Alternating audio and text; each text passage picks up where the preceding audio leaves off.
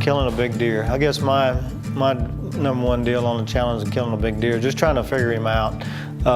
You know, each deer is an individual. You got to figure out, you know, what makes him tick, where he stays, where he moves to. You know, they got two different ranges, and just try to put the puzzle together. So it's just like putting together a big jigsaw puzzle.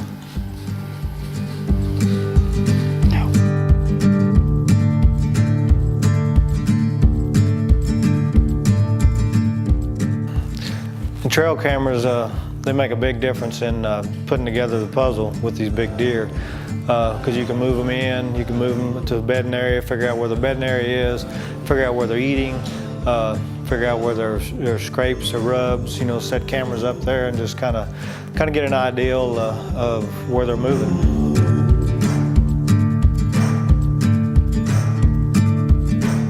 In 2016, I first started getting pictures of this deer. I think the first picture was around the end of October. He showed up on a farm. I never had a picture of him before that. I run mineral, had cameras there the whole year. He just showed up and he stayed there the whole year. And then in December, I decided to try to kill this deer with a bow. He was still there. He made it through rifle season. And I had an encounter with him one evening, and I was by myself self-filming. I had the deer come within 25 yards, but it was really, really thick. Had two does with him. The does come on out, and you know, as it happens, the buck didn't. He decided to skirt me. He skirted about 50-55 yards. I couldn't get the deer to stop. Got good footage of him. I could tell how good he was. So just one of those blown opportunities.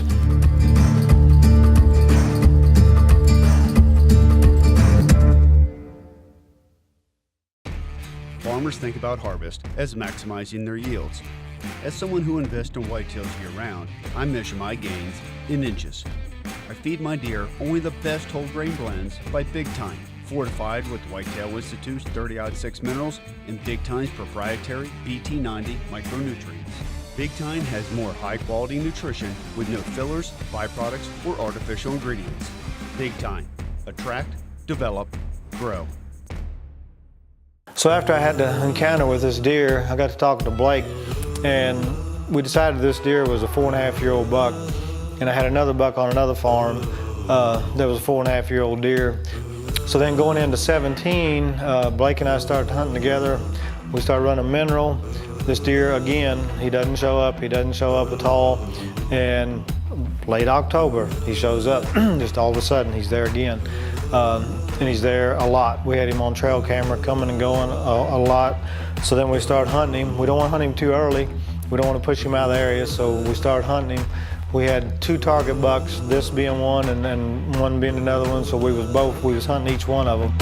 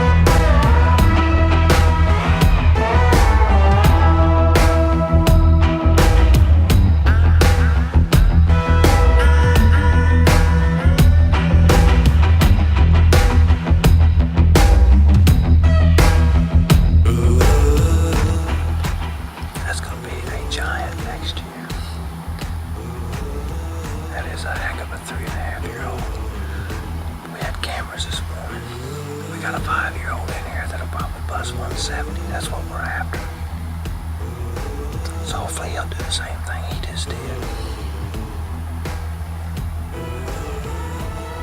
So as it got closer to November, we started getting more pictures of this buck, and we even started getting some daylight pictures. So we knew it was just a matter of time before one of us was going to be in front of this deer to get a shot at him. So instead of trying to self-film this deer with him being the caliber he was, we decided that we really needed another cameraman. Well, Blake had a cameraman, And JD just happened to call and said, hey, I got 2 days open, first week of November. So JD makes a trip up from St. Louis.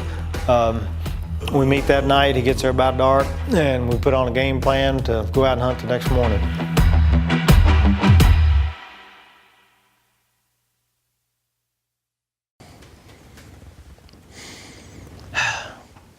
I've never wanted to do an interview less than what I want to do this one.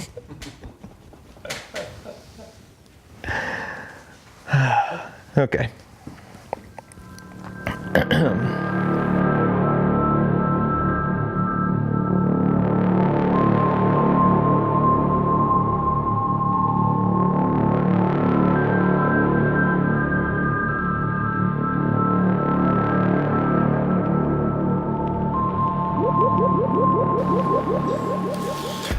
Alright, it's November the 7th, hunting in Missouri. I got a big 10-pointer in here I'm hunting. I think he'll go around 170. He's been starting to daylight a little bit, so I've got 2 big scrapes down here in front of me. I got JD on the camera. Looks like it's gonna be a good morning. So the first morning we went out, and I started doing the same thing that I've been doing for the past 15 years of just documenting the hunt, laying down footage, and doing the same thing that I've done over and over and over. We'd been sitting there maybe 30 minutes. It just got really good daylight, and I thought that I heard something jump over a fence. In my mind, I thought that was a deer, but I wasn't too sure. Next thing I know, Robbie and I both look, and here is this buck coming at about 40 yards. At that moment, my worst fear as a cameraman was realized.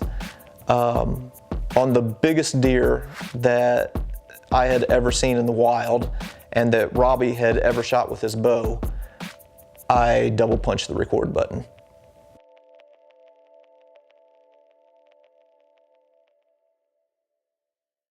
Stealth is lethal. Specifically optimized for close quarters engagement in tight shot positions, the 2018 Triax is the quietest, most vibration-free bow we've ever created. Smooth to draw, silent to shoot.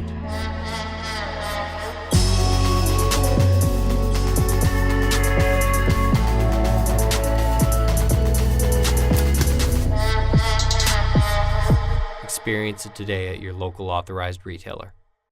So I get it come to full draw. The deer's coming down the trail. He gets almost to an opening. I look back, I say, you got him? He's like, yes. I grunt, the deer stops. I put an arrow in him. You know, everything is perfect. The deer takes off running, and I mean, just so excited. I turn to JD, you know, and I'm doing my interview. I'm all excited, and all of a sudden, all expression leaves his face. I mean, just totally. I mean, it's like I just lost his best friend, and I'm like, man, what's wrong? He says, I don't think I got it.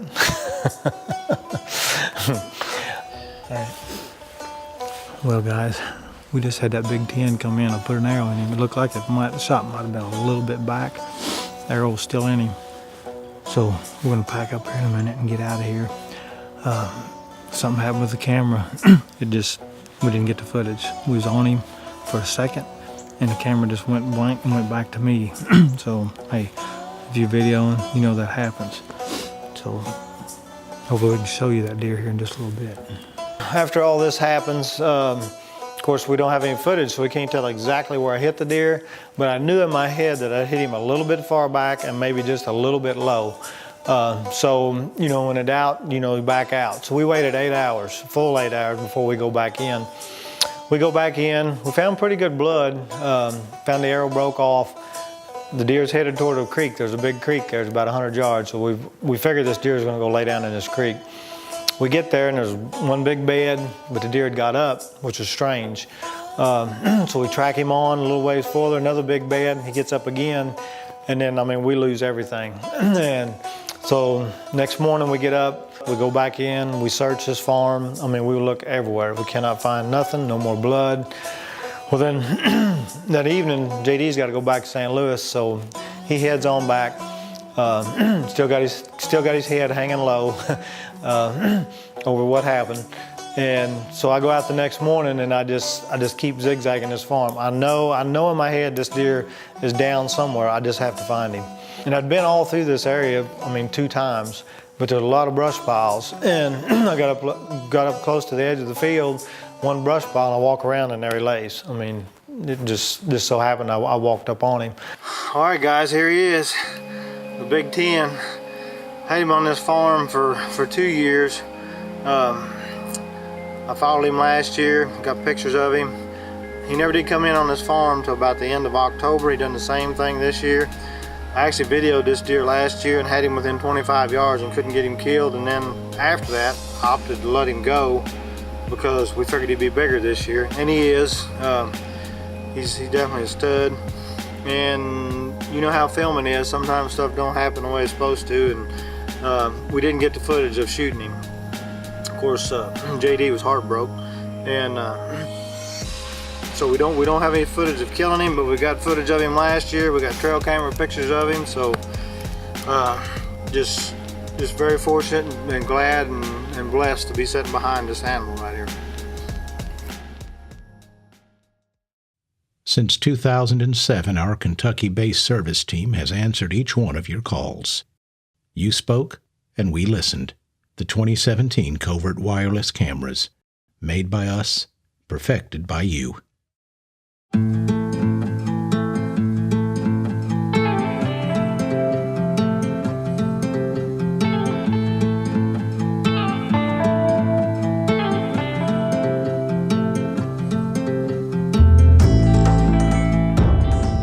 I got the call from Robbie and Blake that they'd found the deer, I felt relieved.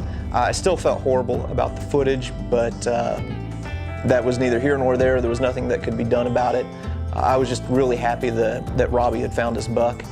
And the next weekend was the opening of Missouri's rifle season, so I was going to be going out by myself in hopes of redeeming myself.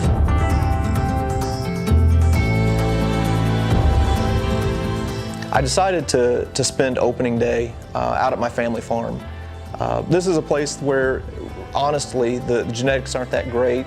Your odds of killing a big buck are extremely low. But it is a place that holds a lot of value to me as far as the memories that I formed there. So I was going to be hunting by myself, so I decided to spend the day on, honestly, one of my favorite places. It is opening day of rifle season here in Missouri, and also happens to be Veterans Day.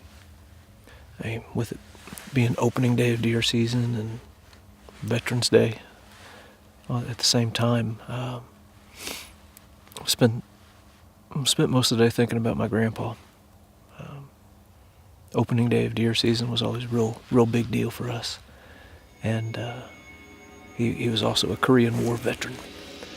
Fought with the 40th Infantry Division in the Korean War.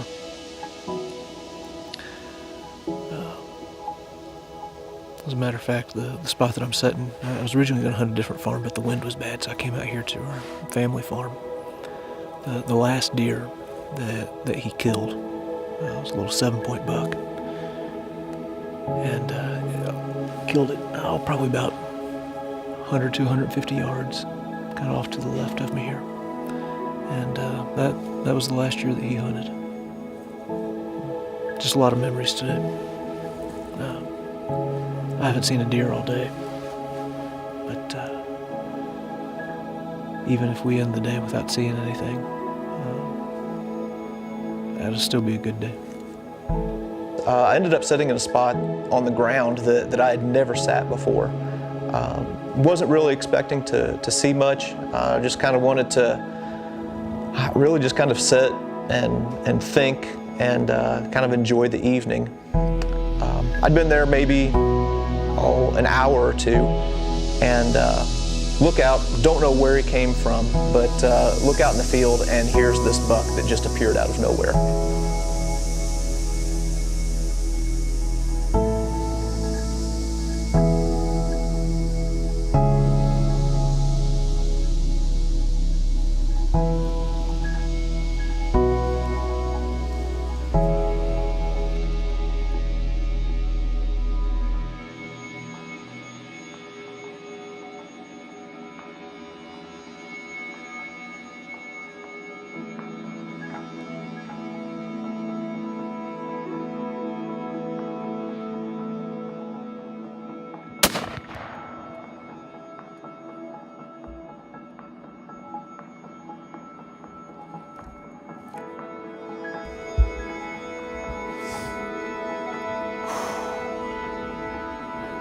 Well,